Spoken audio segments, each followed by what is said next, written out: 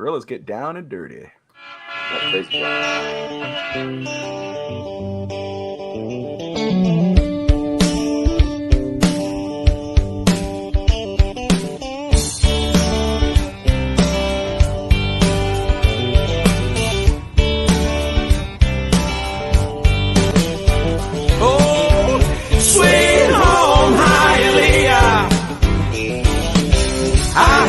Traffic, but I love you. Ahora de Cuba a la Bella, del Palacio los Jugos.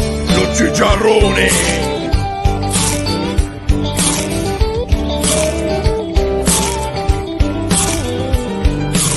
Los vecinos aquí se enteran de todo. Mi vecina era CDR en Cuba. Y en verdad no hay nothing that you can do. Chacleteras sin llames con corbata. Aquí yo vendo hot dog, pero en Cuba yo era médico. Le saco el dedo y digo Q. Sweet home Hialeah. Solo 30 minutos de Le Fallo. Oh, sweet home Hialeah. I hate your traffic, but I love you.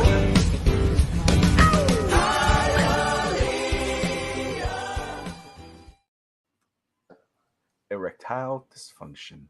Oh, I left this on. Sorry. 1 minute. Great job. Yeah, we are live. Hello, everybody. Thank you all for tuning in to East 10th Street Boys. I'm Bobby El Gringo. That's What's my up, brother Anthony? from another mother, Alex the Boy. You're watching East 10th Street Boys on the Finstock Sports Network, straight out of Hialeah. Before we run into our normal stuff here, Alex, how the hell are you doing? I'm good, man. I'm good. We were having a pre-show conversation about erectile dysfunction, which is funny that us human beings are the only ones that actually happen to us. Like I said, there's no line. We're not speaking from experience. Don't just throw that out there. Not yet, but it could happen. You brought up That's the conversation. Okay. Hey, and I'm not one of those people that minds at all. I don't care. People are like, oh, bro, there's solutions for that, bro. Relax, calm down. If you break your bone, you're gonna get casted, right?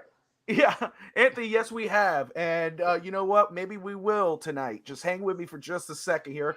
Maybe we'll drop the link. Let some people drop in, talk. Listen, tonight we're talking Dolphins. We're going to talk Miami Heat. And we talk life, Anthony. And like that's why we're talking about ED. But we talk more than that. But like the Heat announcer right there. ED. You want him to announce you. Yeah, that's right. Like buying for ED medication. How long is it going to be tonight? 2 minutes, dos minutos. That's how I say. No, Anthony. You see, Alex, you son of a bitch. I was in my mind that day. I couldn't. I'm sorry. I get it done all day. ABCD. ED. Oh, ED. Oh no. ED. ABCED. Oh, no. Oh gosh, that's funny. Anthony's like, wait, Bobby, wait. I was like, no, I'm not. Hold on. Twitter help. What's that? Let's fast DM forward, Bobby rewind, bring it back. No, not true. Oh my goodness. Okay, before I do drop the link, we usually go about an hour, sometimes a little longer, but depending how's everything. We usually do this Monday nights, Anthony. Everybody tuning in, whether you're watching on Twitch, Facebook, Twitter, YouTube, we appreciate you. Do us a favor. If you're watching on any of those other platforms, jump onto YouTube, smash that like and subscribe button. We appreciate you guys. Thank you guys. Yes, we usually do this on Monday nights, but Alex is going to the Miami Heat game tomorrow. So Yes, we're going to do it today, and we're just glad everybody's joining us. We understand there's AEW Revolution going on. Josh Kimmel just did his fantasy football show. We had to do it a little early because he wants to watch some MJF versus Bryan Danielson. Is he's still Daniel Bryan. Dean Ambrose is John Moxley now. But we're here talking. I'm pretty sure Alex, Ryan, and Alfred are all watching it too. They're all watching it. We know they are. All right. Let's run this down here. And we might, if you guys are interested in jumping on, we could do it. We've got put 10, 15 minutes hopping on and having some comments thrown in there. But, I labeled this episode about why are Miami sports fans, Alex, and I'll go into clarity here, into detail. Why are Miami sports fans so eager to trade or get rid of their quote-unquote star players? We know Tua has been polarizing, and there's a one half of the fan base absolutely worships him. The other one, they just want to get rid of him no matter what. And then there's the ones in the middle are kind of like, hey, let's just kind of, he's a quarterback, we'll roll with it until he's no longer quarterback. Yeah. He did pretty damn good last year, 8-3 before losing those 5 games, and those 2-3 concussions. But before then, he led the league in passer rating. He was blowing up with Tyreek and Jalen Waddle doing his thing. But at the end of this year, we were still talking Tom Brady. We're still talking Aaron Rodgers, Lamar Jackson, Derek Carr, anybody but just sticking it out with Tua. Exactly. Then on the Miami Heat side of it, the Heat are struggling this year. Again, I tell people don't want to listen. That's fine. They just want to get caught in a bunch and just go in the motions of it. I get it. But Miami Heat are a playoff type team. They do not do well in the regular season. They go off and on, even though they were the number 1 seed last year. They're struggling this year, and people are already talking about, because Jimmy kind of said, hey, we need to get something done here. We need to start winning. So people are starting to throw Jimmy's name out there, saying, no, we need to trade. Maybe we should trade Jimmy, get some draft picks, get some young players, etc. So first, before we run into, let me just ask you, okay, no. First off, what's with Miami sports fans? We're not patient enough to just let the process, quote unquote, play out. And and instead of, let's just end this crap now. Let's get a new guy in here, someone who could win. I guess it's 2 different situations with the Dolphins. With Tua, he's your leader, he's your quarterback. He's injured. He's not living up to some people's expectations. So they're like, hey, let's go find someone else who could be that guy. With the Heat, Jimmy's done everything except win a championship for the Heat. He has lived up to expectations, in my opinion. But I understand, too. It's like, hey, look, if we're not going to win with this roster, then let's go trade our biggest piece in Jimmy and get these draft picks, get these young players, and let's redo this with maybe Bam leading the charge. What's with fans not having the patience, and where do you stand on this commentary? Look, I'll touch on all points you mentioned. Across all boards, Miami fans, they have a tendency to be very impatient, at a certain point entitled to something, very demanding. I don't know if that's society as a whole right now, but to me, honestly, there's nothing that pisses me off more that every time you go on Twitter, you have any sort of news on Tua, you have the Tua haters jumping on and then the Tua supporters jumping on. And it's a face-off every single time. Yeah. And you can't just enjoy. What's up, Cap? The only thing with Tua that would concern me, honestly, is longevity, his ability to stay healthy, his concussion. But once again, he's being proactive about it. He's taking that into his own hands, obviously with the medical staff, with the team in general, and he's working on it to strengthen his neck, to know how to fall, whatever the case may be. I miss the time that you can talk about a football player and just talk about it. Like, there's the people that on the far right, I will say Tua haters, far left, Tua lovers, supporters, blindly support him. Any piece of information comes out to the news, to the media, obviously there's bombardment of, oh yeah, you see, I told you, because I always wanted Herbert, and like, bro, that train just already left the station. Relax, play it through. And people always, I think people want to be right. People want to be not wrong more than they want to be right. Like, they have this continuous, don't get me wrong, I understand you're a professional athlete. You're going to face criticism. You're going to be the epitome of critique in your sport. I get that. But the situation, as I'd like to see this as a human being, I'm coming into an organization. I come into probably a head coach that didn't want to draft me. Okay? You're dealing with that for 2 years. Now you have a head coach that believes in you, basically has molded the offense to bring out the best in you. So it's not anymore about Tua, the quarterback. We saw that he could be efficient in this system. Now it's just, I need it to be right. So you have the people that are still fighting to the very end. Until Tua wins an MVP or until Tua wins a Super Bowl, they're still going to be in your face. I told you. I think we're having some audio problem. Well, they say it has some chatter. I hear the little bit of static that comes through normally. I don't hear anything else. I think it's going fine. But let me just say, J-Boy in the house, thank you for tuning in. That's that Hialeah mic Alex has there. Always, I moved on up. I moved out. I moved to Nashville. I hear you fine. Fine. It's just that little bit of static. You were Okay. fine at the top of the show. Kenna, always great to see you. But guys, just a reminder, you're watching 10th Street Boys on the Fins Talk Sports Network. We are discussing why some fans are so eager to get rid of their quote-unquote star players instead of letting the process play out. Why are some Miami sports fans, when it comes to Miami Heat with Jimmy Butler, or maybe Bam Adebayo sometime, which was last year, Tyler Hero's another, and then, of course, the Dolphins with Tua. So go ahead, Alex. Continue. You know how many teams would love to have Tua right now as their quarterback? You don't think Patriots would rather have Tua than Mac Jones? You don't think the Jets would rather have Tua than than Wilson? Like, I understand the situation, and obviously the cloud of Lamar Jackson not having his extension yet becoming available. Richardson.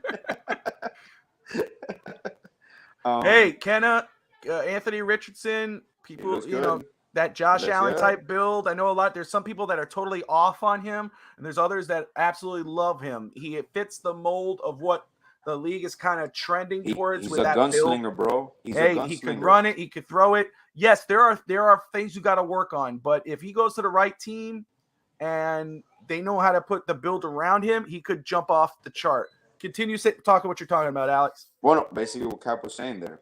I want to be able to enjoy a player. I want to be able to enjoy a season. Don't get me wrong. I'm open for critique. I understand that with basketball. I understand that with football. But now you're no longer enjoying things. You always have to be right about something. Like, you can be wrong or you can be right, but you can still enjoy the game, and you still can acknowledge that Tua performed the hell out of last year. He was putting MVP numbers before he got hurt. I think that was across the board. So you can't deny that fact either, no matter how much you hate him or if he looked shaky in the end of the year. You can't deny the fact that he was playing great in that team. So that's the part to me that drives me insane, that you can still enjoy something while acknowledging what he needs to work on. This is going to be his 4th year now. So this is still a developing quarterback. I understand. Now, the circumstances play into effect that he had Tom Brady's name mentioned, possibly taking over his role. Now you have Aaron Rodgers, like you mentioned. You got Lamar Jackson still not signing an extension, being from Miami. So I understand all those circumstances. But there's a thing about being a fan of Miami in regards to the Heat with Jimmy Butler. I understand the struggles this year. Ideally, what you're seeing now, Bob, basically the game, the Knicks game was a hell of a game. It was crazy. That ending, I saw the whole game, and it was excruciating because you felt that they were on a roll.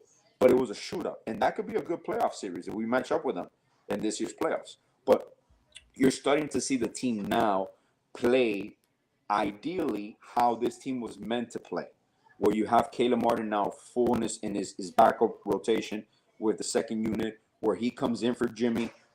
If you notice what Spo did the last game, he maneuvered those minus Jimmy and Bam minutes to only 2 to 3. So now he's playing more rotations. Omer is in the D League rehabbing. So this team's going to start looking different, and they might go on a run now. And I'm not trying to sell anybody on it because I understand the frustrations. I understand the frustrations. Yeah, and let me just say this about the Tua situation is what I had brought up. First of all, that Josina Anderson report came out, and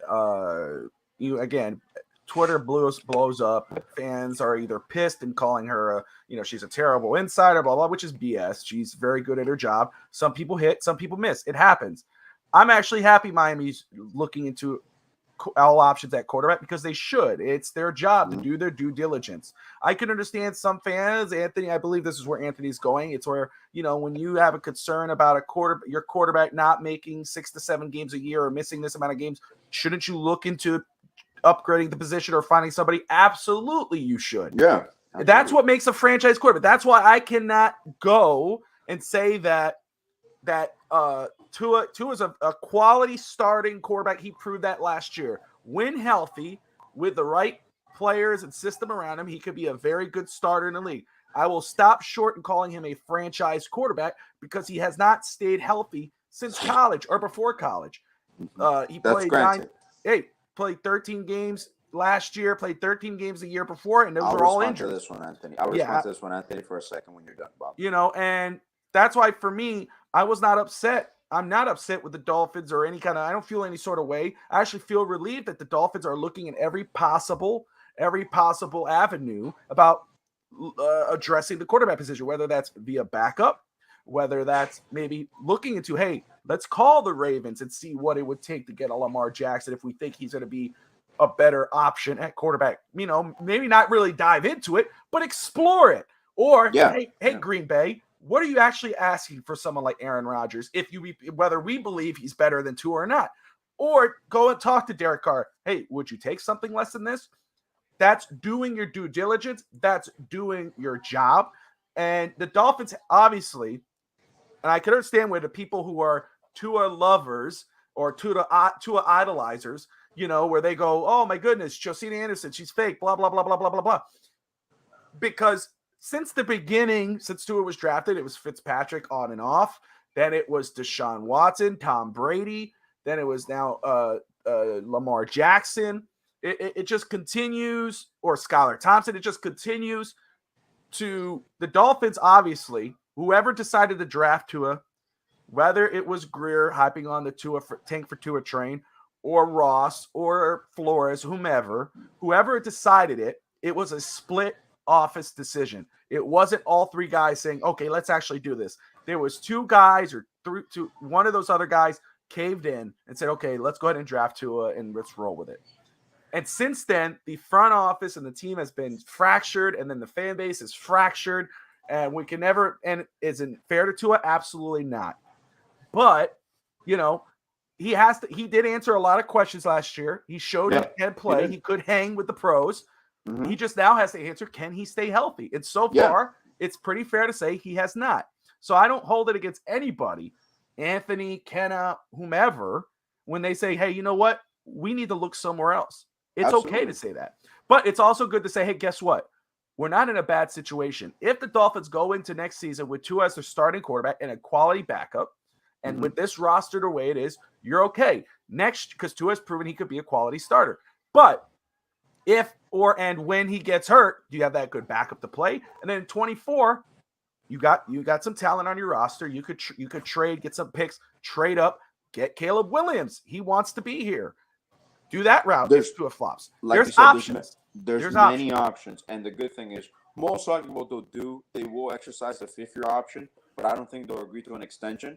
I'll be surprised if they do, but I'm sure they're going to have conversations at a certain point, because you have to know what's the asking price. Like the Daniel Jones asking price for $48 million. To me, I was ridiculous, because Daniel Jones is not a $48 million a year quarterback. You get me? But that's the asking price. And then obviously you negotiate. I haven't seen, Anthony, I'm sorry. I saw your comment here. I haven't seen any report about Carolina Panthers being interested in Tua, maybe giving up their first round pick. And before we go, Bob, so I can reply to Anthony, I can't justify that ignorant part. I'm going to bring it up for a second. The fan base on Twitter attacking Josina Anderson. Once again, that goes to the climate of the way we're living now. People can't even report something. Absolutely. I'm not talking about an agenda or anything. We're just talking about facts. That's conversations happen. Like all these players, like you can have an athlete. Very few athletes have been called. Like for example, Michael Jordan. If you call, hey, what are you, bro? Get out of here. Just hang up the phone. But this is a business. They understand this. There's going to be calls. You're always trying to upgrade your team. You're always going to look for all the options. You need to have a due diligence. You can believe in someone, but if that someone goes down, you need to have a plan. So I don't get upset about those things, and I do condemn all these people that are so ignorant to the point where you go and attack someone else. First of all, you're attacking someone else in a media. That's not even real, guys. Like Twitter is not real. Instagram is not real. These are all sites that just report information. You hang out, you like pictures, you share things. That's not real life. People just doing their jobs. They're referring things there. Like get a group of your life. Like if you are very tough on Twitter, for the most part, you're not very tough in real life, or you're not going to say that to someone's face. So just be eloquent. You can share your opinion. People will respect your opinion, but you don't got to damn anybody or make fun of anybody or ridicule people for saying something. So let me do this. Let me do this, guys, because I see everybody's very active in the comments. I appreciate everybody tuning in right now. Again, East 10th Street boys, straight out of Hialeah. Grew up on East 10th Street, talking sports, talking life. Right now we're talking sport, Miami Dolphins. Obviously talking both Miami Heat and Dolphins with fans wanting to trade their star players, but obviously we're stuck on the Tua's comments, which what else, right? We always would. But Alex, are you cool if we put the link and maybe get some people on here for about 15 minutes? Go ahead, that's fine. Let's go. Let's get some people's thoughts. If you're No interested problem, in coming on, you don't have to stay on, again, 15, 10 minutes. Give your thoughts on it, So I'm going to drop it in here because we got other stuff going on. Oh, look at all those comments pop up. Let's take some others. Hold on. Yeah. I'll take the one with Bobby off. Let's roll. Yeah. Let's roll. Again, Okay. Twitch, YouTube, Facebook, Twitter. We're on it all. We're having a blast. We'll bring you through. And Anthony came in fast. All right, Anthony. All right, Anthony Manzano in the house talking about ED. Anthony, how you doing? Oh, I'm muted. I'm muted. No, Can you hear me? we can hear you. Yes. We can hear you.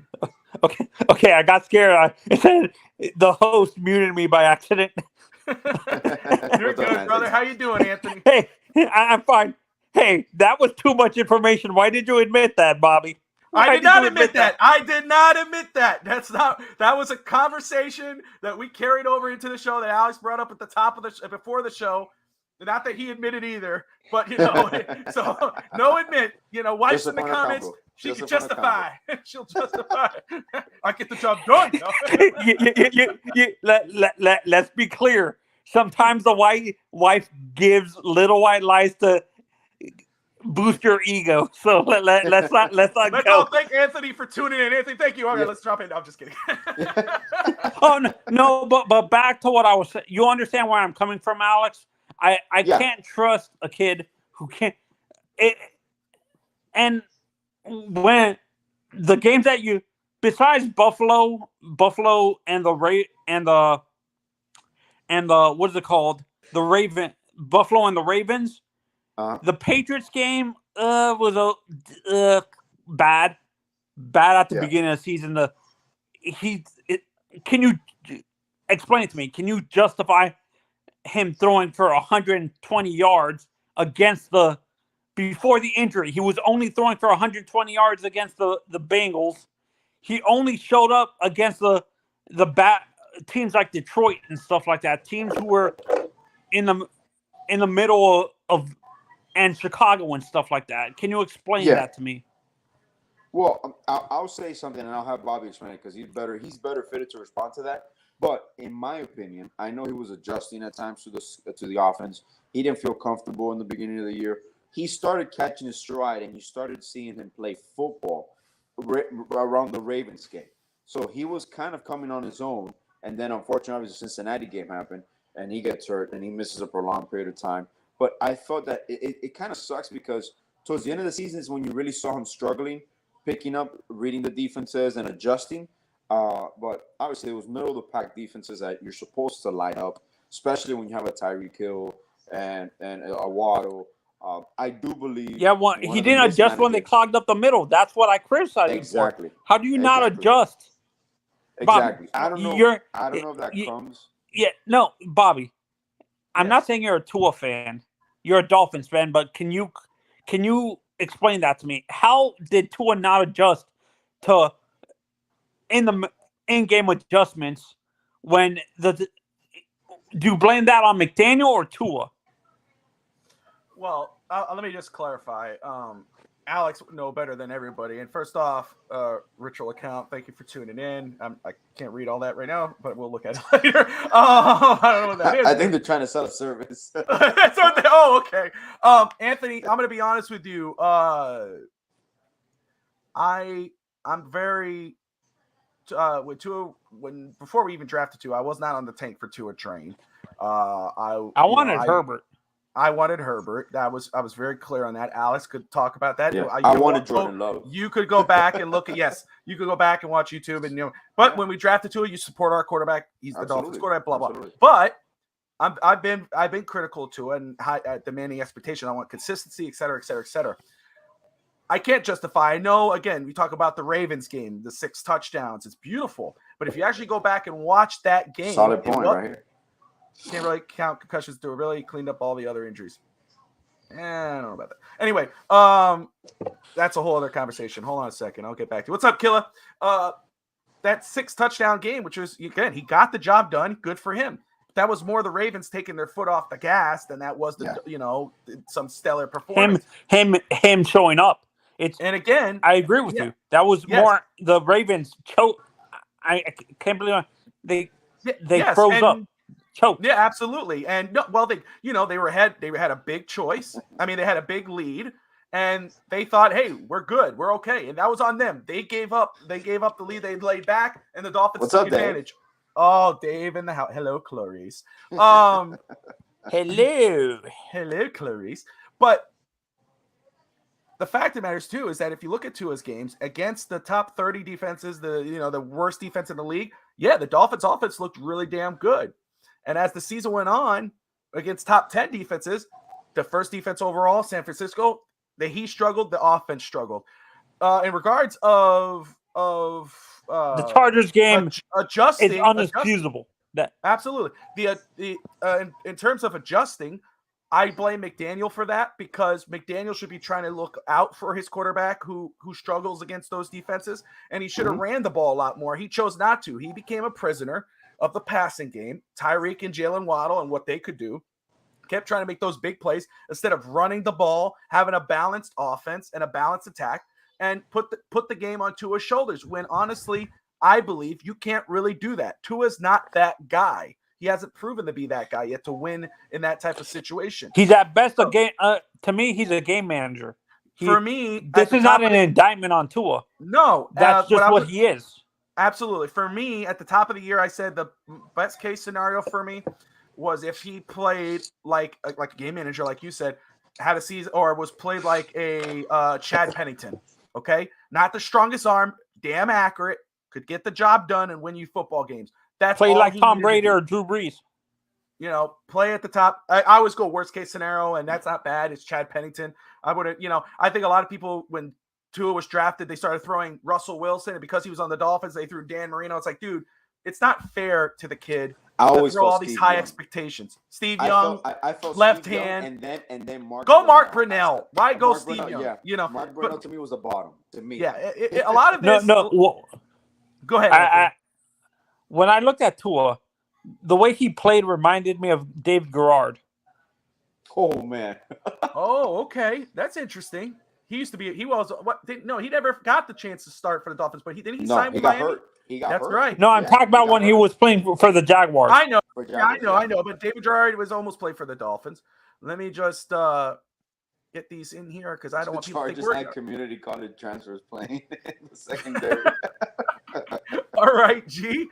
All right. Oh man, I agree with G. How can you let community college, junior college guys beat you? Junior college NFL players, Patsy squad players shut you down. I get what Cap is saying, and that's why it's like I just wish Matt Leinart. That's why I just more like Matt Leinart. What a bust he was. Oh, gee. All right, but see, I get that though. You see, ever since we drafted the kid, or maybe a little afterwards, there's talk of other guys. It just never. I have a worse. Stops. I'm gonna say one worse. He's Mark Sanchez. Oh, man. Don't do that to Tua. Hey, at least first off, don't do that to Mark Sanchez. At least he went to an AFC championship. That's all I'm saying. That's all I'm saying. That's all I'm saying. Defense went to what? The AFC championship. But our defense wins a game, and all of a sudden it's Tua wins is winning quarterback. This year our defense will win games. Please. Comparing Mark Sanchez, man, get out. Oh, and Alex, you were talking about the Heat earlier. Could I ask you a question? Yeah, absolutely. Why do you think like superstar players, like the guys who were in free agency, didn't want to come to Miami? Is it because of the outside fans say that it's because Pat Riley forces the guy? Superstar players don't want to be practicing 3 hours a week, 3 hours each week, like 5 days a week and stuff like that. Do you think the mentality of the superstar players, they don't want to be dealing with a dictator like Pat Riley, or is it just the money didn't work out? Well, I think there's two parts to that story. Typically, when we're pursuing a free agency, players do want to come here because of the tradition, the winning ways. Obviously, we know developmental players want to come because they have an opportunity. We improve your skill set and you get secondary contracts. But the overall superstar, the practices aren't like they used to be with Pat Riley. Obviously, Spo completely handles that, and the Spo's practices are very different. The team set is very different. But in order to be successful in this culture, you need to have a certain mentality, and it's true. And I would take that. I would take them any day over one player that, for example, I've always thought that he'll be perfect here is like a Kawhi Leonard, like the no BS mentality. You work your ass off. You're gonna earn everything you get. A guy like, for me, Giannis would be a perfect fit in Miami.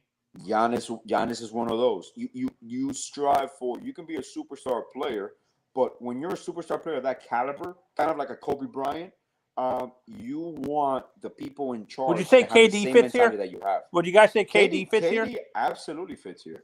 If it wasn't for the situation, the reason KD went to the Warriors was really the plan that Miami provided for him. And in their presentation, Miami showcased to KD how they will make his game easier, how he was being overused in OKC and not putting in the Load right management. places. And then he went over to Golden State. Obviously, that's the time we lost Wade. We maxed Hassan. So that whole offseason was I wasn't a shit for show. that. But and then myself. no, I fought against that. I would like Kyrie, but I don't think Kyrie, Pat Riley would deal with that off the field shenanigans that Kyrie has. Though. I guarantee if there would Appreciate have been you, a J-boy. situation that happened Hands up, this brother. year, I guarantee you that he would have made the move for Kyrie. But the whole situation this year pushed him off even more, where it's not worth it. I mean, still Kyrie as a player, and he was a perfect fit here, but you never know. That's something that might be rekindled down the line, but I doubt it. This is where I talk to Knicks fans. I'm in enemy territory here in Sarasota. I deal with Knicks fans. I deal with Knicks fans, dude. That's true. Dude, they brag about Jalen, the guy they traded for. What's his name? The guy from Portland, the backup shooting guard. Josh Hart. I'm like, dude, you guys overpaid for a fringe. He's not a super. He's a great bench player. You just don't have a guy that's better than him on the roster to start. So you guys, you overpaid for basically a great bench player. You gave up a first-round pick for a fringe starter, a great bench player, basically. Yeah, he is though a good complementary player with Brunson, and they were college teammates, so they've played together. But I gotta give it to him, man. Hey, trust me, there's no one that hates the Knicks more than me. But the way they're playing now, if you notice, they really don't have a superstar. But obviously, Julius Randle surprised me a lot this year. He's gone back. Julius is a good player, but he, like you said, he's a okay. With the NBA specifically, I have levels to this. There's the superstars, the stars, and the good players. The superstars are the guys that are constantly getting all these endorsements and stuff like that. Like a KD. The stars get the endorsements, but they don't get them constantly and get renewed.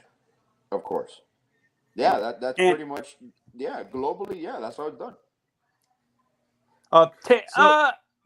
Cap for life, Bam and Tyler Hero needs to step up. Pat Riley's obsession with his old college experiment is hitting for year 4. Look, I'll tell you this. Bam and Tyler have stepped up this year. People are still. Thanks, guys, for letting me on. I'm gonna jump off. Go ahead, Anthony. It's good talking to you, brother. Much love, man. Mr. ED. Bye. Hey! That'll be the last time you come on any of the damn shows. No, I'm just kidding, Anthony. We'll call him Ed. Thank you, Anthony. God bless. To mention this, and we used to have arguments about this in the offseason.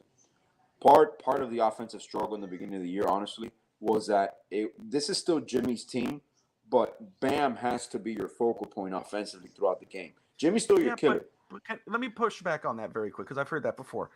I don't think let me just be real here because I have not had the scene. I've not been able to watch a lot of games. I follow after all that. Go ahead. But Bam, when I have watched Bam, doesn't seem like he wants to be the focal point of the offense. He's more of catch and pass. When he's running to the basket, he has a wide open shot. He passes it again. Oh, not anymore. Have you seen him this year, Bob? Again, numbers let's alone, catch little by little. I'm just talking about you what got- I've seen from him, the and I'm mentality looking is at the there, record. But let me say this: does it translate to a winning record? What's going on then? If that's the part. That's the part that the nucleus of. That's why I'm saying you're going to see the Heat get in a roll now. Now they're getting comfortable. It came in a situation where you acquired Kevin Love. You got Cody Zeller as your backup. Now they're going to implement Omer back into the lineup. And then you got Kyle coming back into the lineup. So there's continuous transitions throughout this year. This year's going to be frustrating as hell, man. It was more frustrating, obviously. At the beginning of the year, we didn't account for injuries. So I didn't know the severity of Omer's injury. We didn't expect Kyle to miss these many games as well. We kind of planned for it. Vic is still defensively a menace, but his offensive game, I really do think there's knee issues there that are going to continue that he has to manage. let me ask you this: Go ahead. saying that he says he needs to be the focal point, etc. Let's say the Heat are one and done in the playoffs, or let's say they just miss out on the playoffs. Yeah. Let's say Jimmy starts stomping his feet, or let's say he doesn't. Let's say that the Heat say, hey, you know what? It's time to put a focal point on Bam Adebayo as a star, and let's build around him. I don't know. I doubt Jaylen Brown ends up with the Heat unless he's traded from another team. There's no way Boston's going to trade him to the Heat. I just don't see that. Or happening. he signs as a free agent. Signs a free agent is a different story. As a trade, I can't think of it. But would you be okay? Would you be on board after this season if the Heat missed the playoffs if they were to go, okay, let's see if we can get the best possible deal. Let's get a couple of young players. Let's get some draft picks, first round picks, second round picks for Jimmy. And while he's still prime Jimmy, are you okay with that? Or are you like, no, we need to keep Jimmy here with Bam and try to continue to build around them, trade Kyle, get some pieces. I keep Jimmy. Unless Jimmy demands a trade in private, then I have no problem. Like I'm telling you, I have no problem with Bam and Hero and building around them. But you keep Jimmy and you maximize Jimmy as much as you can. That Jimmy to me is I'm not saying he's not tradable because he could be traded, but I would only trade Jimmy if, for example, the Clippers want to blow it up and they want to trade me Kawhi. I'll trade Jimmy for Kawhi. I got no problem with that. But I'm not trading Jimmy. People see Jimmy from afar, and until you see Jimmy play every day, you don't truly appreciate who Jimmy Butler is. That's one thing that has grown on me. And I don't agree with that, Dave. Jimmy will never accept being second fiddle. He will. I don't. Yeah, I he's don't seen agree it with with that. Bam. Jimmy doesn't want to be your leading scorer. Jimmy wants to win. Jimmy wants to win. He passes when he has to score. When he has to take the lead, he will do it. You see, but I don't see that. Right Leadership is different. They just because Philadelphia hasn't won with anybody. Philadelphia is like the Houston Rockets. They get star players, they can't win. You don't think Jimmy would have been second fiddle with Joel Embiid? He loves Joel Embiid. He loves Joel Embiid. What? They didn't want to be second fiddle with Chicago. He was. Who is he going to be second? But who is he going to be the second fiddle to in Chicago? No, with Derrick Rose. He was second fiddle. Yeah, Dave, stick to football. I don't know, man. I'm sorry. Don't make me block you. Don't make me kick you off the show again, like I did the other night. We're doing this for the culture. For the culture. No, honestly, that's one thing that and Dave. Minnesota's because they were lazy.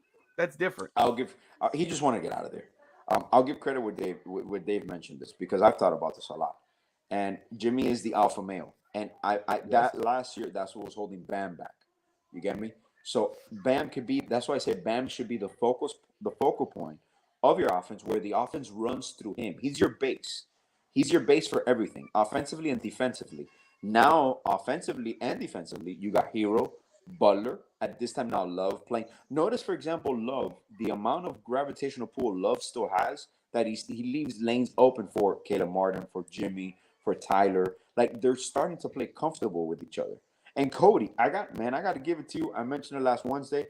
I was really surprised the way Cody's playing right off the street, man. Cody looks like he hasn't missed a beat. Yeah. And I'm really excited to see also how Omer performs. He's already in the second day of rehab in G League. Obviously, it's the G League, so the competition is less. Let me just say this. Yeah. Dave just said Jimmy isn't it, in my opinion. That's okay. The fact of the matter is again, I know woulda, shoulda, coulda, but he didn't. But if Goran Dragic was playing in that finals with that Lakers team against that Lakers team, the Heat would have been a champion. And Jimmy played his ass off. Bro, guess Bam what? Got hurt. Goran got hurt. Joel Embiid has not been to the finals after all that hype. Okay, they didn't get there last year. They didn't get there the year before. Okay, so that's all I'm saying. That's all I'm saying. I really thought Donovan Mitchell was going to end up with the Heat. I really thought. Yeah, I know. I'm not gonna lie. We talked But about that. I mean, But you at know, the the end of the Cavaliers day, got a good squad, a good young squad, hey, man. all power to them. And we talked And I about do John believe- Morant. Look what happened, Alex. We talked about him on Wednesday night. Look what happened. Hey, look at the situation now. We mentioned John Morant, like you just said. Now he's out at least 2 games because he started flashing his gun on IG. Like this is, now that you mentioned that, Bob, that's one thing that I want to talk about, because superstars, this has happened before. You try to be someone that you're not, and then it actually gets into your head. And I'm not trying to. Please, I hope people don't take this the wrong way. I'm not trying to demean people that come from a dual parent home, husband, wife, with their kids, a decent upbringing. I'm not talking about people that come up in single family homes, and for some, obviously, the American culture and the popular opinion is a lot of these athletes from the hood come from single parent homes. So that's the take on that. John Moran grew up in a decent neighborhood, went to decent schools, had both of his parents, a great upbringing. Now he's trying to portray this gangster persona, and his dad also being on the sidelines, always instigating shit. Kind of like people talk shit about LeVar Ball. LeVar Ball was doing the best for his kids, obviously. Morant's dad, if you see him on the sideline, is constantly. I'm not saying to the extent of it, but they're trying to be someone that they're not. And unfortunately, this comes out now, and there's no reason for Ja to be on an IG Live or on Twitter. I don't know what the hell he was doing on Twitch or on TikTok. I don't know what the fuck he was doing. But flashing a gun when you're going through legal situations that are accusing you of beating an underage person, a 17-year-old, and assaulting them, showing them your weapon. You come out and you come on IG. You were just released as a spokesperson for Powerade. Powerade was relaunching their NBA player brand. You were the focal point. You have your first signature shoe coming out. At this point, if your parents are not guiding you, you need someone to manage who you are before you lose who you are. Because a career can go off just like that. You're a mistake away from losing everything. So if you are PR for John Morant, for the Grizzlies, get him away from the phones. That's why they suspended him. It's not suspended. He's missing 2 games to manage this. Probably counseling. They have to manage it somehow, because he's just going to lose control. Just how explosive you are on the court. If you're that explosive off the court, you're going to lose everything you have. You need to have balance. Yeah. So that really bothers me that it gets to a point where he's so young. He's a superstar. I don't know if it's getting to his head, because he always seemed like a humble kid. So I don't know if he's going through something. But this is not who John Moran is that we've seen. Maybe we don't know. Yeah, I'm a little surprised. I'm a little surprised by what's been going on with him. Because to me, I think he could be one of the best. If you know, I mean, right there, top 5. He could be. He has the talent. Okay, Alex, let's go ahead and roll into word of the day. We'll continue talking once more comments come in. But I know Dave loved this because Dave learned the word chismosa. He rolls with it with Chisman. I mean, he's been going crazy with those things. So mijo is another one. But here's the word of the day. Okay. Go ahead, shoot it off. What is that word? Dale. Dale. Dale. Dale, not Dale. That's what everybody else says. Oh, I knew you were gonna do it. Word of the day. Dale. Hey, I'm going to the story. Dale, let's go. Dale, let's go. Explain it, Alex. Okay, Dale, for the foreigners, it was made popular by Pitbull. Pitbull is your typical that, and everything's like Dale. Dale means like let's go, let's do it, like come on. So it's basically like when you were like, oh, let's go do this. All right, cool, let's go. That's our Cuban version of saying Dale. Now it's also a goodbye, like hey, I'll see you later. Hey, Dale. And you just walk away. It's a very multi-use word. It could also be a decision maker where you're like, hey, I'm gonna go over there. Dale. Go. So you see, it's the same thing. And it's usually it's 2. So you say dale. Or if you're just having a conversation and you're kind of pausing, you're like, all right, dale. Also, that's a goodbye. So it's a multi-use word. It's a beautiful word. And if you would just want to be proper and go into the English language and just say Dale. Dale. Yeah, don't say Dale. Don't do that. Funny, we had a coworker.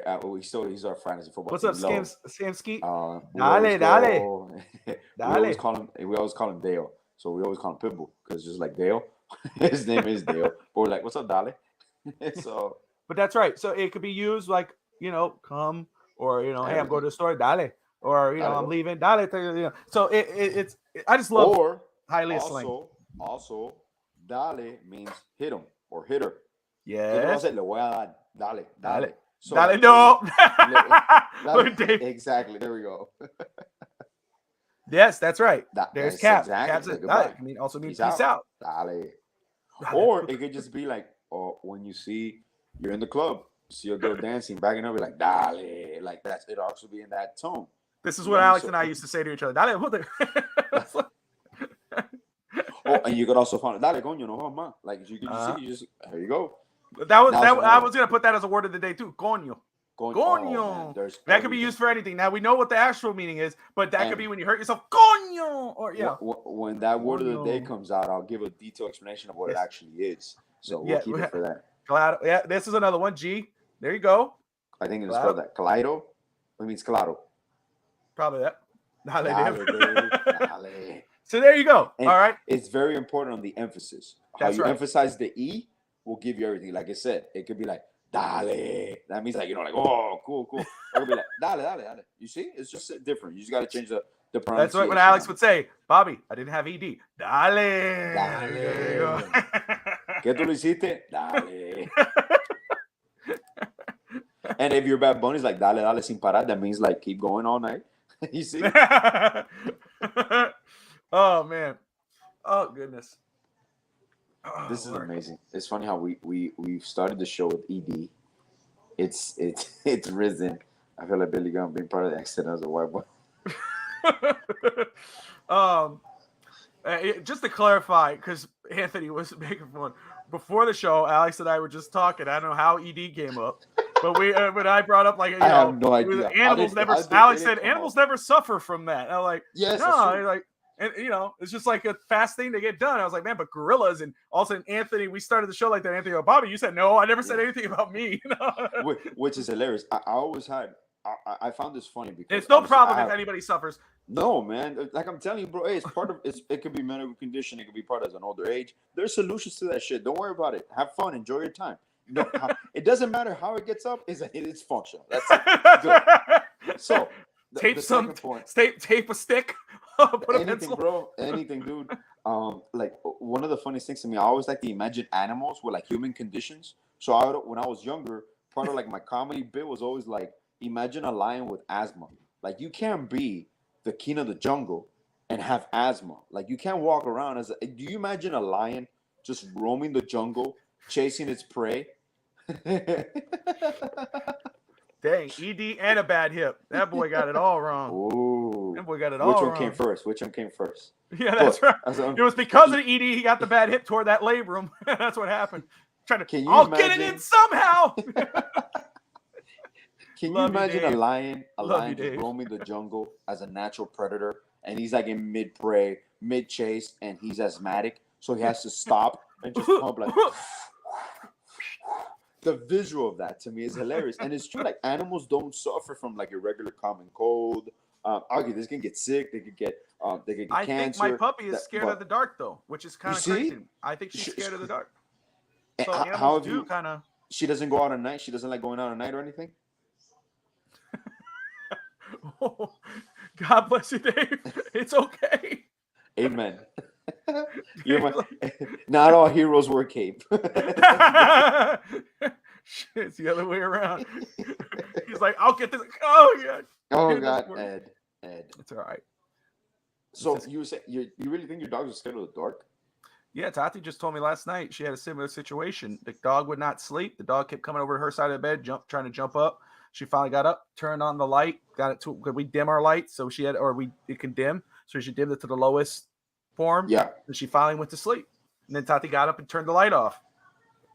Oh, it's shit. The same. I go outside in the dark. We got those backyard lights, the motion lights. They turn on. As soon as they turn off, she goes running back to the front porch. Holy shit! Yeah, I'm dead ass. I think she's And scared. do you have night lights, Bob, around your house? No. Maybe do that to see if it works for her. Oh, she'll be fine. It's a fucking dog. No, I'm just kidding. Oh, come on, bro. There you go. You see that comment right there. Get over it. Look at this. Cap's right. Being a lion with a fast speed but no teeth, that would suck, bro. That would suck bad. That would suck. That's like that. You ever seen that short film with a lion and the cheetah is like turns into a ball of air and it's trying to eat and it just keeps bouncing and bouncing. Oh no. That's like frustrating as hell, but it's a funny little skit. Kind of reminds you of short movie. Yeah, shorts. Okay. Nothing is funnier than my dog getting scared from my own farts. Oh, from her own farts. Damn, she didn't see that coming. Oh gosh. You think you'll feel it? That's funny. Now that you mention, it's true. Like what? And it's funny because I think it's also part of the breed of the animal, because there are some dogs. Like my dog is kind of like a hunter, so it's so funny to see him like chase lizards and shit. Yeah, it's hilarious because he never catches them. He's never gonna catch one, but he always goes out there. And I found out that his breed was like they were used for like chasing rats and catching rats. So he's a natural little hunter, like he's a little predator. And it's so funny when you see him, like there's little nick and knacks, which every breed, that some of them are scared of certain things. He thinks he's a fucking monster, and when he goes out and he sees like a German Shepherd, like he'll bark at him, and when the German Shepherd returns, he just freaks out and wanders away because he's a short little shit. So it's always hilarious when you see them, like the way they react, the way they interact. But yeah. I never heard about a dog being scared of the dark. What is your breed of dog? My breed, it's a miniature pincher with Chihuahua and a terrier. I believe it was a Jack Russell Terrier. I think that was, and obviously then he has like three other like 2% this, 3% that, but I don't remember. Did you do the DNA test? You did the. It came since he was adopted. It came with you had to get him with his whole full DNA test, so they can tell you just in case he had any genetic prone to any genetic disease. Yeah. Because of the breed, etc. Sounds like Tua. Sounds like a Tua. My left foot is bigger than that. Jesus. Oh man. It is. How old is he? He's not old. Yeah. Dash is like 2 years old. No, Dash is turning 3. Oh, okay. I'm not too far off. I remember when you got him. Yeah. You know, Mandy's obviously a pit mix, whatever the heck she is, but how much does she weigh now, Bob? Nah, she doesn't weigh too much. I still carry her no problem, but she is getting bigger. She is getting bigger for sure. Of course, bro. Is she gonna be 100-pounder?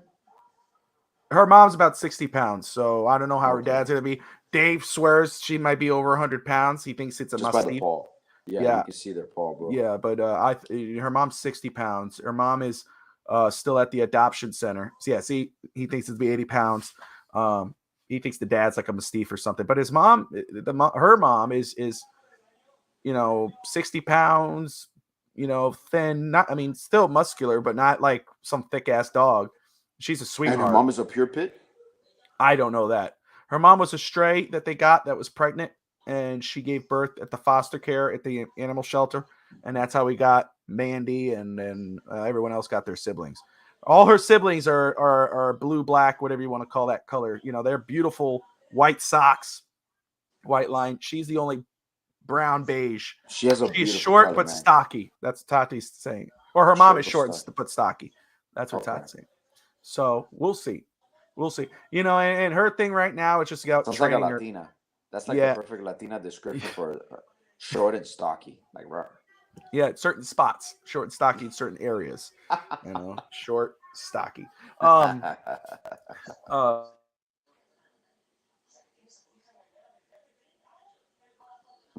lost you there, Bobby. I don't. Can't hear you. Okay, there you go. What happened? But with Mandy now, it's just about trying to just continue to train her to go outside. Not having accidents. That's blowing Tati's head up. And then of course Tati just bought these nice little white Crocs that she got on sale. They were cute. I'm gonna wear them all around the house. We went out to go do there was some damn kite show that Tati wanted to go to. Not kite show, they fly kites at a park. They were people there. It was so stupid. I hate things like that. I mean, for freaking kites. Like, It's for the kids, bro. For the oh, kids, man. off. Go do that at another park. I mean, I had to park and get out of it, like kind of do some zigzag, and some stupid guys driving in front of me. I'm like, get the hell out of the way, dumbass. You know, and of course, he's stupid right there. I'm like, shh, nope, you didn't hear me. You know, and but we came back, the shoes were chewed up. You know, her new Croc. So it happens. This is the first months. Did Billy Gunn do that to his kids? Was it to his children? Billy Gunn did his famous Famasser on AEW, the pay-per-view that's tonight. That is nice. He's feuding with his children, I know. His two sons are That's a nice story. Turned on him. Yeah. Are you serious? Yeah, that's they look just like him. And oh man. They had Mr. Ass. I'm gonna be honest. I'm more WWE. Oh, okay, saying I'm sorry. I'm more WWE. I've turned on AEW just to see. To me, it was more nostalgia when they first come on TBS, TNT, because I'm thinking WCW, that Tony Schiavone, who I grew up watching. All those Eric Bischoff ended up showing up. But after a while, after the second, third episode, I was like, this is a little too much like TNA. Every week there was a new guy from WWE. Yeah. It was like they had all these new people, Kenny Omega, all these guys. I was like, oh, this is pretty damn cool. These are guys I'd never seen. I can't wait to kind of invest in these characters. And all of a sudden, here comes again, like Eric Bischoff, and then here comes this guy, and then here comes Moxley, and then here comes the Big Show, Paul White, and then Jeff Jarrett now showing up, and it's like it's it's TNA. Bobby's an 80-year-old bitter Puerto Rican man that hates anything and everything that has to do. Yeah, I do. I felt every single word because I've been told this repeatedly on my end. Of La Plaza playing dominoes. Yes, I'd rather be hanging out, playing a card game, playing dominoes, which again I think it's criminal that I never learned. But yes, I'd rather. You've never learned how to play dominoes, Bob? No. Wait, no. Nope. Let's stop the show. The show. Yeah, I know. We need to play dominoes live. No. We gotta find a way to do this. This is impossible. Hey, you never know. You don't know how to play dominoes. I know. I talked about it the other day with Todd. I was talking about it the other day with Todd. Dude, play with your father-in-law. He knows how to play dominoes. Todd, do you guys play double six or double nine? Because with Cubans we play double nine. I know Dominicans play double six. Spades. See, so yeah. Domino's. What was the? Hold on. I know she's watching. Tati, what's that card game that we played? That you guys showed me that I absolutely love. That card game. It's I don't know if it's from Puerto Rico or Spain or whatever the hell. No, you dick. No, my nana played that with me when I was a kid. Dick, go fish. Briscas. That's it. Briscas. Oh, I never heard of it. Oh, you see, they're like Dominicans. Briscas, that's a fun game. Oh, they play double six like Dominicans. Okay. Honestly, the first time I played double six was with my old boss when I used to work at the passport office.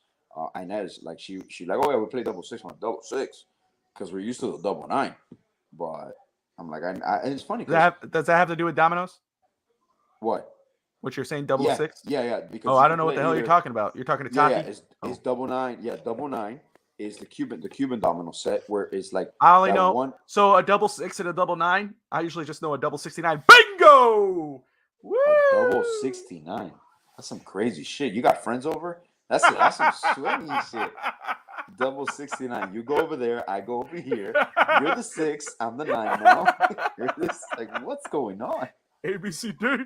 Briscas is a Spaniard game. That's right. Okay. Okay. I've probably seen it. I just don't know. Colonizers brought it. Colonizers. There it is. You had to throw that in there. You mean they weren't native? Yeah. What? Hold on. Frescas. You know what's funny? Like, I not to get political or anything. I love it. when American people are like, Dave. You see that double 69? That's a lot of college nights there, bro. A lot of slumber parties. Double 69. And it was awesome because Todd and I met in college. Here. That's how we met. It was one of those parties. She was a 9. It was awesome because we used to have a channel here in Miami called Whammy 69. Do you remember that channel? Yes, I do, yeah. There used to be sometimes Marlins games, Heat games, and it was like Whammy 69. That was actually my high school football number was 69. That's true. That's very true. And I'm dead ass. I had no idea what that was till somebody told Are me. you They're like, serious? yeah, like, what? Oh, you got 69? You got 69? Why, man? And I was like, what the fuck's wrong with you? What are you talking about? And they told, I went, whoa, Oh, what? of course not. Yeah, he never invited me either. They were all with Davey. You leave the wife at home for those. Yeah. Honey, you don't want to see this side of me. That's right. Now I know how you injured your hip. That's it. You suffered. You got ED from your injured hip. I got mine from double 69. Just playing. That's another. If you're watching this for the first time, everybody tune in for the first time, whether you're We're watching not on perfect. Twitch, Facebook, Twitter. This is what we do. We love to have fun. Smash that like and subscribe. But you're watching East 10th Street Boys on the Fidstock Sports Network. Straight out of Hialeah, Alex the Boy and Bobby El Gringo. The real 69, the only legit is David. Okay, you and your damn Packers. How can you be from Georgia, or you live in Georgia, but you're a Packers fan, and then you're a Philadelphia 76ers fan? How does this work? And let me guess, you're a Boston Red Sox or a Yankees fan when it comes to baseball. Where the hell, like, I'm a Miami Dolphins, Marlins, Heat. I want to know how this adds up, Dave Stager. I get Brett's because Brett is close. He's in Delaware, right? So Philadelphia is decent, is pretty close. I understand his fandom, but wait, David's from New York. ABCD? No, sorry. Oh, you see, there you go. Iverson as a Oh, rookie. that's fair. Okay, I take that. Okay. I accept that. Look, hey, one of my good friends, Buddha, growing up, he used to love Brett Favre, and he's still a Packers fan. His wife has taken him to Lambeau. They've gone to Green Bay multiple times, and he just fell in love with the team. Brett Favre. Oh, there you go. Okay, Rich Gannon. Those were my favorite type of quarterbacks. Rich Gannon with the big arm. Dude, from the Rich Raiders. Gannon looked like he would smoke a cigar like in the sidelines. Yes, he looked like I know. Your dad. He looked like a dad. He looked like he was your Brett dad. Favre. I mean, Brett Favre was just magic when Favre magic, and I get that, and I fell in love with those. That's cool, Dave. Okay, you are forgiven. Organizations. Sir. Okay. See, but Alex and I were born into these fandoms. We were born. Oh yeah, Dolphins we were born in Miami and Dolphins Heat, fan. and that's. And it's funny because when we were growing up, Miami Dolphins our defenses were number one in the NFL. We were the best defensive team in the NFL. My favorite player was not Dan Marino growing up. Zach Thomas, Jason Taylor. Jason Taylor for me. Yeah. I love Zach Thomas. Zach Thomas was 2, and I guess Ricky would count as 3 because Ricky was the big player back then. But Jason Taylor was my number 1. Bro, I used to love. There was a time that we had. I used to love Brian Walker, Brock Marion, Pat Surtain, Sam Madison, and then there was a time that our defensive line. What was the big white guy? Trace Armstrong. Remember Tim Bowens? Tim Bowens. Was it yes, Aguglier? Aradale. I think he. God, I'm butchering that name. I know I will. If Evan was watching, he'd go at me. Moreland Greenwood, yes. Oh, Brock Marion, Pat Surtain, Sam Madison. 59. Derek Rogers. Oh my God, bro! Dude, we had Terrell Buckley. Yes. We had amazing defenses, man. Yes. But hey, you know what was funny? I was thinking about Dolphins the other day, and you're talking about old-time Dolphins growing up. But I'm thinking about that offensive line. One time it was Tim Ruddy. Vernon Carey at one point. Remember Vernon Carey, right tackle? Bruce Smith. No, not Bruce Smith. Oh my God, no. Come on. Hold on. I butchered the only hockey Tati knew was the Mighty Ducks.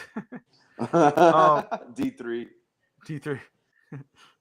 That's another one. Coach that's true. A lot of people. I fell in love with hockey watching the Mighty Ducks. Yeah, I never was into the Mighty Ducks. Never was into the Mighty Ducks. I think I watched it with you. You were the one who made me watch it at your house. I used to love them, bro. I watched it with you, man. Mighty Ducks. I never was interested in them. The Mighty Charlie Ducks. Conway, number 96. Hockey, I never really got into it. I don't want to say I'm more into it now. It's not like that, but I could actually watch it now because I live in here with the Preds and everything. I got free tickets. I could sit down and watch. He barely touched them. Roberto, what the actual? But yeah, honestly, I don't remember a damn thing about the Mighty Ducks.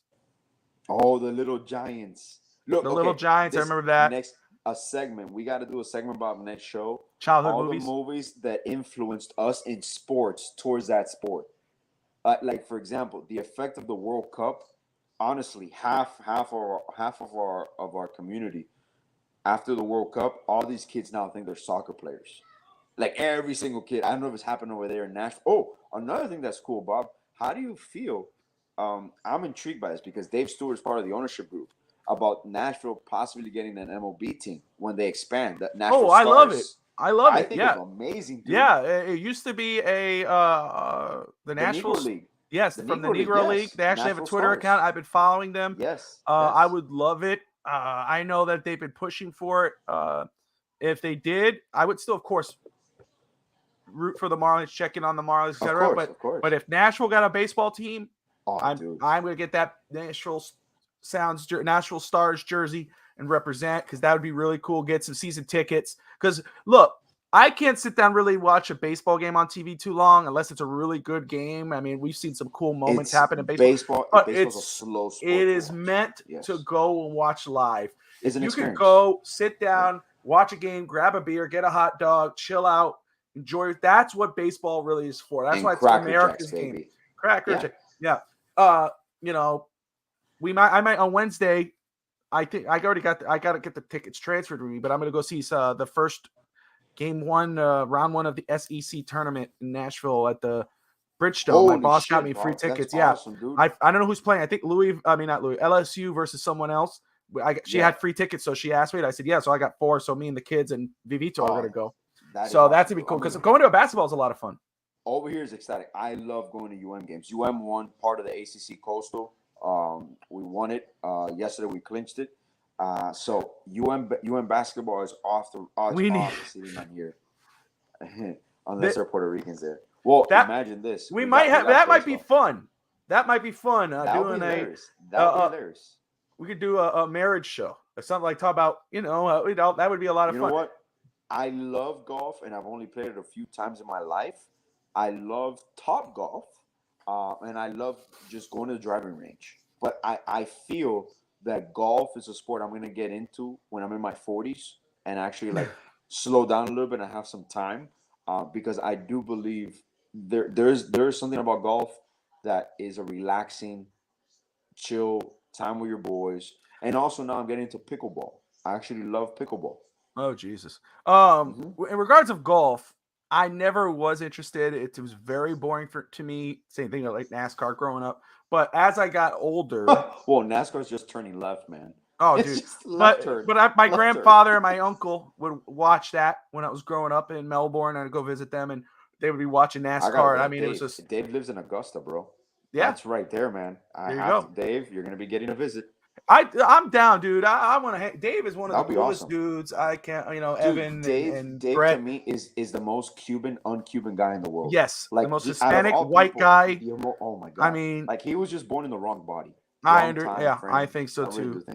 That big ass beard should be one of those mustaches that you go like this, and dude, that beard. He looks like a revolutionist in the 50s in Cuba. He looks like a colonizer. He looks like the one who kicked out your people out of Cuba first, and then went to Puerto Rico and kicked out Tati's family. Yeah, that's what he looks like. But one of the most white Hispanic people out there. That's Dave looks like I saw him in a history book with like a rifle and like a cannon. I live in Nashville. I live in Franklin, Tennessee, where the Civil War happened. He looks like one of the. I've seen Dave's ancestors in the Confederate cemetery out there. With one of those, they don't smile. They all just go like this.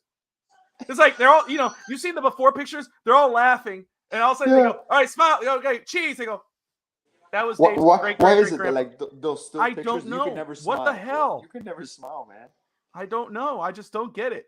That'd be a funny skit, like a TikTok in still picture mode. Well, I've seen they've had pictures. There was a father and a son. It was very old photos from back in the day, and they have it where they show the father kind of tickling his son, and he's laughing, him and the son. And this was back like Civil War era. And all of a sudden, like as soon as they go to take the actual picture, they're both serious like this.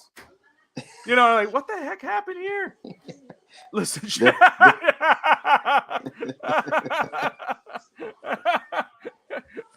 don't blame me. That was my ancestor. That was great grandpa Dave. That's awesome. Conquistador Carl. Oh, that's okay. I've been called worse. That's why she fell in love with me. He's an Ed. That's why Tati fell in love with me. Because I'm a dick. That's how all women fall in love. Because with of my husbands. nope. Because I'm White people do funny shit, but sure, blame the only cool white guy. That's true. He is, Dave. You're the coolest white guy I know, man. Oh man, but You're the coolest white guy. You're my gringo. what the hell were amigo. we talking about before we got into Dave? We were talking about movies that affected as a kids, like that change your perspective. We were talking about ED, and No, then we that's talked not. some Dolphins. We talked some Heat. I know all that. I'm not Um, that fucking.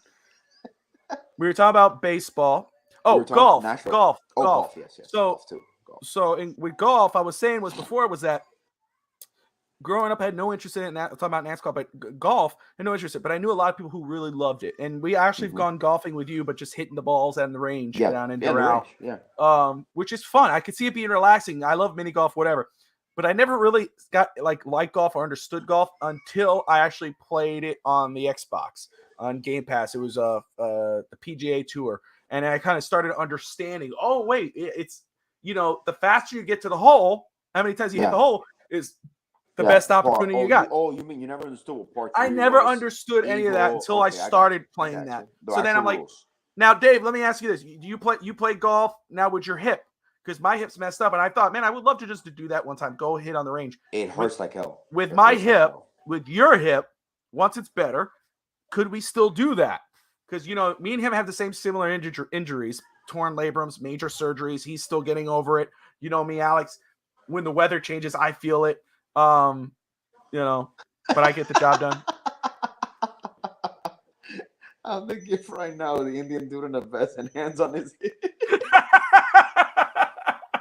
I love that gif, bro. Yes, it's called Rehab Me. I know that.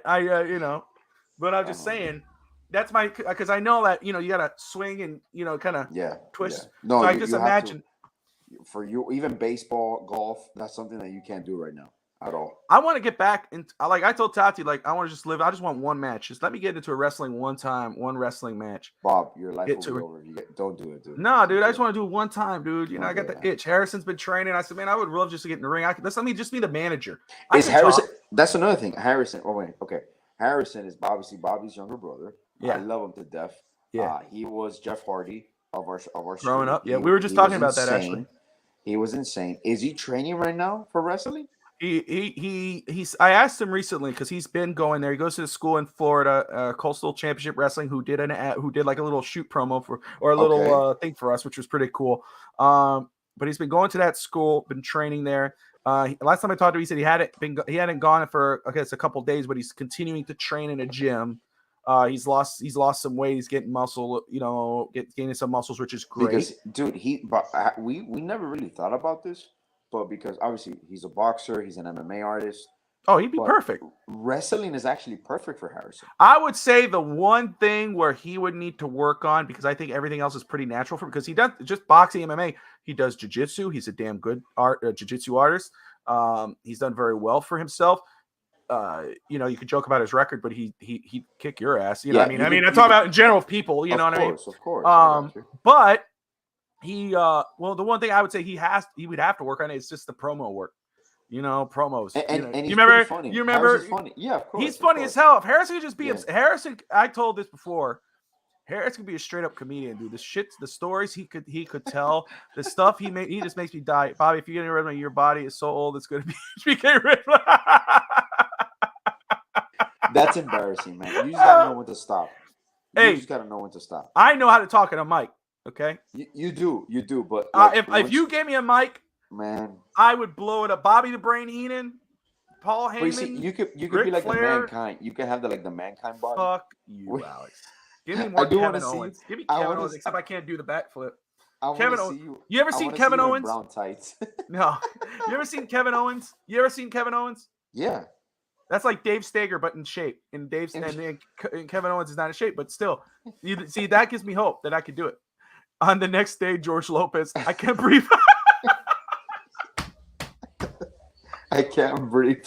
We gotta get Dave in one of these episodes, man. Dude. Dave was perfect. Dave is perfect for one. I don't know what. I know it's late now, man, but and he just had a show earlier, but. Dave, we gotta get Dave. I want to get one of my good friends, episodes. Ralph, on because Ralph is high Aaliyah, just like us. I'm a white Yokozuna.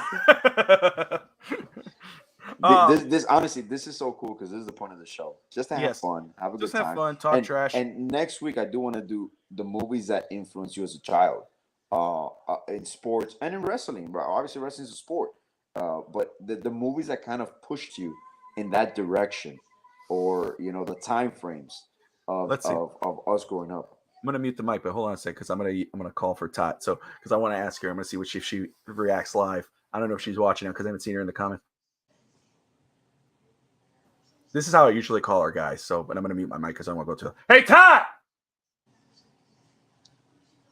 This is funny. I want to see this. I want to see this perform. I'll just talk in the meantime. Hey! Let me ask you something very quick. You love me, right? If I said I wanted to go do one more like a wrestling match, no. What's wrong?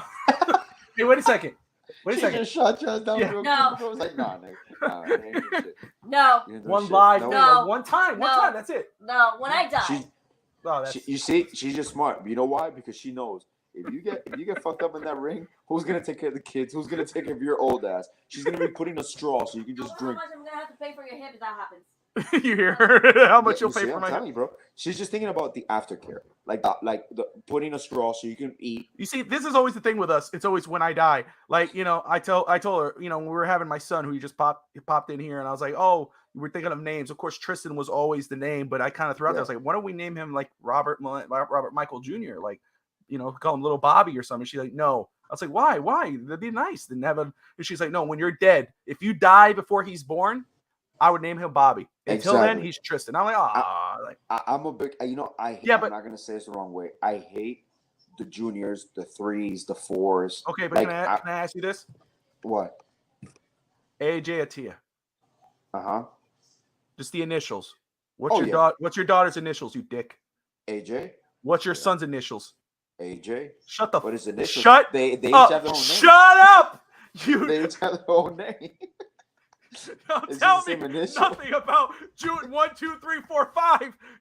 I'm sorry. And now it's funny because they each have their own name, but this is the funny part. My daughter's name is Alexandria. My son's name is Alexandre, and I'm Alexandros. So it's each of everybody's an Alex per se, but I'm the only Alex here in my house. My when son is Jamila Jake. Gonna change her first name so she could have Jamila middle name Jamila first name? I don't think she's ever gonna change her first name. She has to connect, I mean, she has to go with the flow. She's the J. She's the J. You should be the B. And it's funny. It's funny because then you get the D. That's right.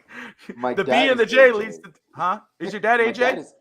My dad is Julio. See, how the hell? So it was. Wait, your dad's what? Bro. Say again.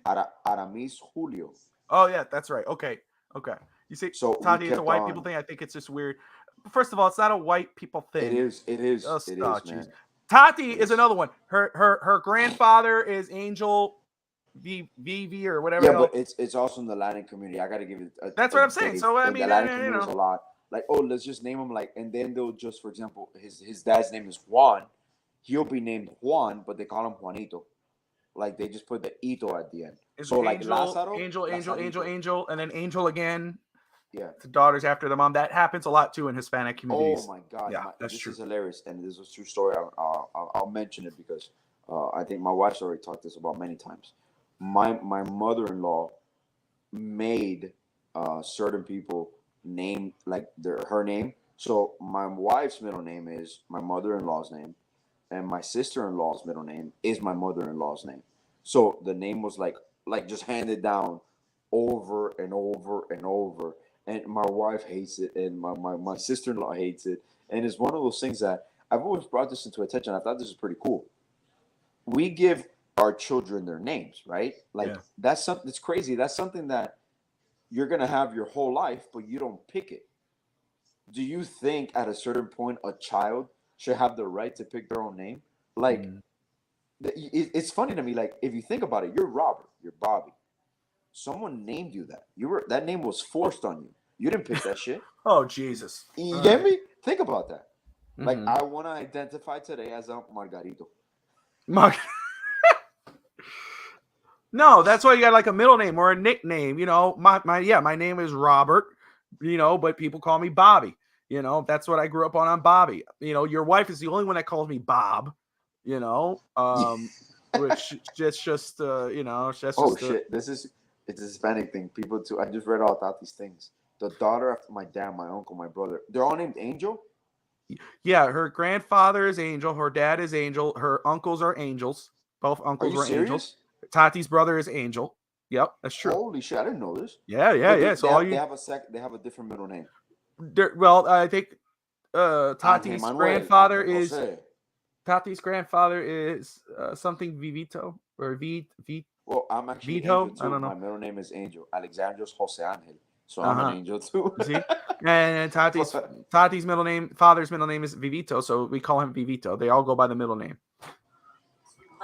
That's his actual middle name. My father has the same first and middle name. Oh, her grandfather and father have the same name in general, first and middle name, and then her Okay, uncles so- are Angel something else, Lusardo and something else. Say that out loud.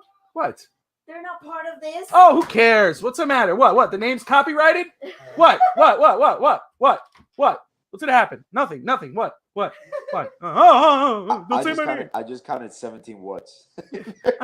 You know. And then Dave wants a show with me and her. That's how it goes here. That'd be hilarious. My grandpa's nickname is Vivi. Yeah. And my dad's nickname is Vivito. Thank you. Of course, That's what because they he's a do. son. You see, We appreciate that's what I that. told you, Dave. Yell at him, They just Tati. add Ito. They just Babo. add Ito. I've heard that. Babo. Like Lázaro, Lazarito. Julian, Juliancito. It's just Ito. They add Ito. Oh, Pepe, Pepito. Alex, your nickname. Your father calls you Babel. Bebo, yeah. What is that? Where's that from? Well, it's so funny because now that you mentioned that, half of my family doesn't even know my real name. Like literally, like my wife ran into one of my uncles. He's a producer for Telemundo, and he was filming on site or something, and she walks, like, and he stays looking. I'm like, oh yeah. I'm Alexandros' wife, and he's like, Alexandros. Who the hell's Alexandros? Bebo. Oh, Bebo, yeah. And it just came when I was a baby. I was a big baby. I was tall and long. And my dad, instead of calling me like Bebe, they just put Bebo. And then my whole family knows me as Bebo. And it's very common in Latin cultures. Like my dad's nickname is Tato. So my whole family calls him Tato. My mom's nickname was Meca. So everybody will call her Meca. My cousin is Truly. Like there's things that it's just nicknames and people don't even realize your full name. And it's very popular because in Latin communities, for example, some women like my grandmother had like 3 names. Soy la Maria de Jesus. So it's like a bunch of names that they will go get registered by the judge in the local town in the 1800s, 1900s. People don't even know the names, so they just went by nicknames. And yeah, that's true. Bebo, Beba are very common. And where was it? Junior, Junito. Look, my wife's uncle is Junior. Junito, I have a Junito. My cousin, one of my cousins in Puerto Rico. Tati has a cousin too. Everybody usually does have a cousin. My wife's uncle is a Junior. The father is Junior. The father is Junior. The son is Junito. Yeah. It's crazy. Yeah, baby boy, Bebo, and it just stuck. It just stuck for my whole life. They still to some. It's still funny when people in your direct family don't know your real legal name. It's hilarious to me. You have to tell them, like, you can tell them a whole story. It's like, for example, you like, oh, Robert Michael. What? Yeah, Bobby. Oh yeah, Bobby. That's right. That's right. It's true. And that's the thing. Like when somebody says Robert, I really don't turn around much, Never. I don't respond to that. It's like, it's like he'll call me Robert for, what am I in trouble? You're my mother? What are you doing? My dad I don't remember my father ever calling me Robert. That's my mother. It's funny. I don't remember my mom ever calling me Alexandros or my dad. Is it always Babel, right? That's all they call you. Babel. Yeah. I mean, it was funny because my dad, in front of people, he would call me Alex, like in school. Yeah. When he worked in our school, he would call me Alex. It wasn't Babel. Which would make sense. And I had to call him Mr. But it was still weird. Like seeing your dad call you Alex, I'm like, what do you? And you have a nickname, but and now it's funny because it's weird. Hearing my friends call me Bebo. Only you really only call me Bebo, and one of my other friends, but everybody else calls me Alex. Alexandros, really, my son does it to mess around with me. Like he'll be like Alexandros, but that's pretty much it.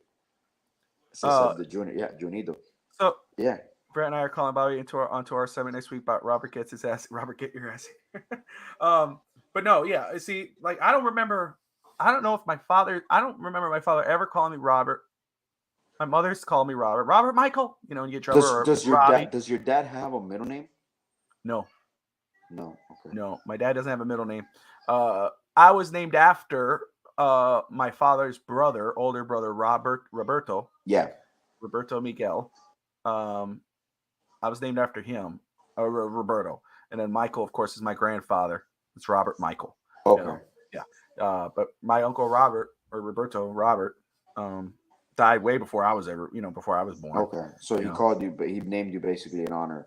Yes, but he's never called me. I never remember my dad ever calling me Robert, ever. Not even when he's mad. Bobby, what's the matter? Bobby, He's like, okay.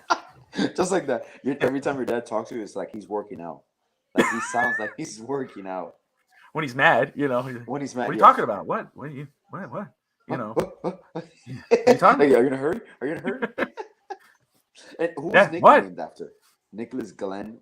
Was it Glenda? Like your grandma? Yeah, well, Glenn, you got Glenda, but no, she's kind of funny. My grandmother, Glenda, her father was Glenn. So that's where Nick's middle name came in. Nick's name was supposed to be, I think, Christopher. And I think that's what it was supposed to. My mother would have to correct. He was going to be named Christopher. Yeah, Nicholas. I don't know. There's nobody I know that's named Nicholas, so I think they just. Can you imagine Nicky as? And then Harrison is Harry's son. Yeah, see that was very creative. Wasn't Harry Jr. It was Harry's son, which is my father, Harry. You see? Harrison. Yeah, and Alexandra, which is my sister. That's why Alex gets Alex the Boy. That's one of his many names. People didn't see the first episode. That's why I'm Alex the Boy. Yes. Because Bobby's youngest sister is Alex the girl. Yeah, we couldn't think far enough. We couldn't think of Lexi or Lex like we do now or nothing like that. It's funny. That part bothers me. Why couldn't we do that shit when we were younger? Like, why do we call her Lexi now? And not Alex the girl, but Alex the boy. It was never Alex the girl. It was Alex, and you were Alex the boy. Alex the boy. Hey, Alex the boy. Or my dad would call Alex Mugatu. And if you don't know who Mugatu is, was the guy from Zoolander, the villain. My dad still. That's when I had the big hair. My dad will still call him Mugatu. Mugatu. Because Alex had one time he had back then. I never was a trend follower. I don't ever remember being a trend follower. I never put the beeswax. I never did my hair. You always had the comb over. You always had the cowlick. Yeah. That's it. Cowlick. Until one day I cut it. Remember, I actually shaved. It looked pretty cool. I gave you a fade, a low fade. It looked cool. That's the only difference. Well, cutting my hair is different, like cutting it real short. But I never had spikes. I never did. It was always this. But there beeswax. It was beeswax, and Alex's hair was up. He had the LeBron James thing, but that was before really LeBron James. And my dad would call him Mugatu. It was like, oh, look, Mugatu. And we all laugh about it. At my, Alex has a great sense of humor. It wasn't. It's still funny. It's hilarious. And my dad does too. My dad will, gets really into it. That's another thing. That now you mentioned that is funny because now you used to do that, and we used to do that in our neighborhoods, and we all had our nicknames. We all make fun of each other. Yeah. But now it's like you got to be very careful because if you say anything to anybody, they're gonna get offended. There might be repercussions, legal repercussions. It's like my mom always called me Tatiana because she hates the nickname Tati, which I became because when your name is that's true. Like you're not gonna go to Anna. And that's right. I call her. I'll say Tati. I'll say Tatiana. I call her Tati everything, but the main thing is, when I'm calling her Tot, I say Tot. I don't know if anybody ever did that to her. I don't know if I was the first one, but it's always when I call funny. her Tot. Now when I saw this, it reminded me. When you told me when you guys were picking names for Audrey, we just talked about that the other day. We were actually reflecting on that. We were picking you were picking the middle name, and I remember thinking about I think we were saying on the phone, and you had wrote it down already. You and I were on the phone, we were, and I wrote it down already. Yep. Yes. Yep. So what happened was was my daughter's name, and before we came to my daughter's name, we had her middle name. What's her middle name now? Was her first name, and I remember we were all set because I love the middle, and I don't know what's a Pistachio because I'm not going to say the whole name out loud, but I think everybody knows my daughter's name is Audrey. That's where we settled the first name, but I'm going to go the whole name. But the middle name was supposed to be the name. We were like, and I loved it. It was perfect. Nobody had that name. I Facebooked it. I Googled it. Nobody had that name. So I was like, that is the name. you could go. There's nicknames in there. You could go 2 different routes. It kind of matched her mom's name a little bit. Blah, blah, blah, blah. So I was working for Harley Davidson at the time. I was a retail at that time. I was the assistant retail manager. I was at the International Drive location in Orlando, and I was taking a break. I was in the office, and the employee was working out front, and I was, because even though you think you have a name in place, you're still kind of interested looking at other names. And I was just on Google, and also I saw Audrey Hepburn, and I saw her picture, and I wrote down that name, Audrey, middle name, and I had it. And I got home that night, and I was sitting in my living room. And Tati, I don't know if he was on the phone with her mom or not, but I was sitting in the chair, the big chair I had in my living room, watching TV, and I was talking to you. And Tati had come out, and she goes, "Hey, what do you think of like Audrey?" And I went, "Holy, that's what I had." Remember, we were on the phone, and it's like, "That's it. That's the name. That's her name." And from that day on, it was Audrey, and that was it's a great thing. Tristan was always Tristan, and our youngest was always our youngest. But the only thing that changed with Tristan was the middle name. It was supposed to be Alexander. That was always what it was. And it had no. Should have been. Yeah. But that wasn't really. Mistakes. That wasn't always that wasn't a tribute to no one or anything like that. It was a beautiful name. Yeah. To my brother. Harrison wouldn't have let that go. And that was what? hilarious. I was saying a family member actually said that. Family was like, "Oh, come on. Tristan Alexander, it doesn't have to end. Doesn't it have to end already? I mean, oh, best man. Oh, my brother. Oh, best friend. Oh, now you're going to name a kid?" I said, "It was not technically naming a kid, and that's not his name. That's not actually his name. So I don't know what you're, but, which I got, no, I love his name, my son's name, all of it. But, I still think, man, that would have been, we should have went that route. A cousin named her kid, middle name Alexander. And I was like, but we were just talking about to my son, because he was asking questions, and we were like, Tristan is always a real nice name, and it was from Legends of the Fall. It was where I saw it and Tristan and Isolde was another movie, and it was like my wife's like in Puerto Rico. She's like, I would love to have my son named Tristan, and then she said Alexander for her was from the movie Alexander. I so regret it. Yes. I will never say that out loud. No, I love my son. You can legally change it still. You can. One thing my daughter's starting to learn about my wife, because I know how to kind of bite my tongue, even though Tati will not say that. Tati will probably say that I'm pretty quick. I guess I could be pretty, you say Ali's like an old man. But my wife, my wife's first reaction is always her true reaction. Always. And when she we found out later. yes. We're like, and I don't know if she'll be okay. I mean, I don't care. I'm going to tell the story. She could yell at me later. She usually does. Why don't we ask her? No. Is it okay for Bobby to tell the story right now? She'll know where I'm going. She could bang on the door. But no, it's about when we were trying to find out if we were having a boy or a girl with Audrey. At that time, we didn't know we were having Audrey. We didn't know if it was a boy or a girl. Tati really wanted a boy. She really wanted a boy. That's what she wanted, a son with our first kid when we were pregnant for the first time. And I actually wanted a girl because I had, I grew up with Tabitha and I loved her. And I was like, man, I would love to have one of my own, a girl. And so I was okay either way, but that's where I wanted to start. I wanted a girl. And she knows where I'm going. And I remember we go into the sonogram place and she lays on the table and they're doing their little thing. Barbara, you sure you want to continue the story? Yes. So, and they go, who cares? They go to jail. And I remember I kind of saw, I figured already. I kind of saw, I didn't know if maybe it was like the leg or something, like, made little lines, but I kind of figured, I think I know what this is already. But I remember the lady, and she was so happy about telling us. She's like, and you see that? That's your daughter. And I remember I kind of got like my eyes started to roll. I was like, my cheeks got flushed. I'm like, and my wife just went, oh, okay, we're having a girl. And I'm like, I looked at her and I said, what the hell's wrong with you? Yeah, sure. Usually that's in verse. That's in verse. She was like, okay, okay. And I remember going, what the hell is wrong with you? And she's, no, I'm happy. And but again, the first, and of course, she never wants Audrey to know this story, but I'll tell Audrey anyway, because what the hell. But Audrey's a good sport. Audrey's a great. Well, Audrey. The reason why that story came up, where we talked to Audrey, but on Saturday we went to Radnor Park, went for a hike. It was beautiful, amazing. I'll take you, Alex, when you come up here. Amazing trip, amazing hike and all that. Whatnot. 3 miles, great, beautiful weather. How's the hip doing? Hip was fine. It was my wife. It's so cold. Every little thing bothered her. But makeup here. Total Is that what makeup. that You is? No, see? Tati Look don't at wear that. makeup, so I never have to deal with that. But No. The makeup statement here to her feelings. oh, I'm sorry. Oh, I'm sorry. My bad. What happened was that we were walking, and Audrey got a new haircut, and she was supposed to get the short hair, and we were expecting that. And I was in the car waiting for a very long time, and I remember Tati messaging me, oh my gosh, they messed up, and what, But anyway, we were taking a walk, and I think Audrey looks beautiful.